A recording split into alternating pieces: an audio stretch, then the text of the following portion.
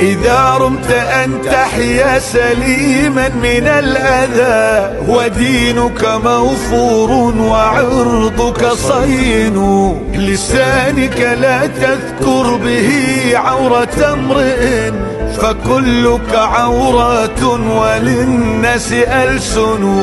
إذا رمت أن تحيا سليما من الأذى، إذا رمت أن تحيا سليما من الأذى ودينك موفور وعرضك صين، لسانك لا تذكر به عورة امرئ فكلك عورات وللناس ألسن.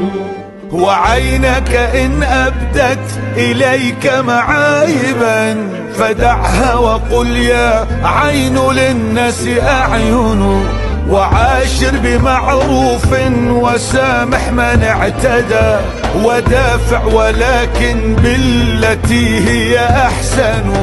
إذا رمت أن تحيا سليما من الأذى، إذا رمت أن تحيا سليما من الأذى موفور وعرضك صين، لسانك لا تذكر به عورة امرئ عورات وللناس ألسن، فكلك عورات وللناس ألسن.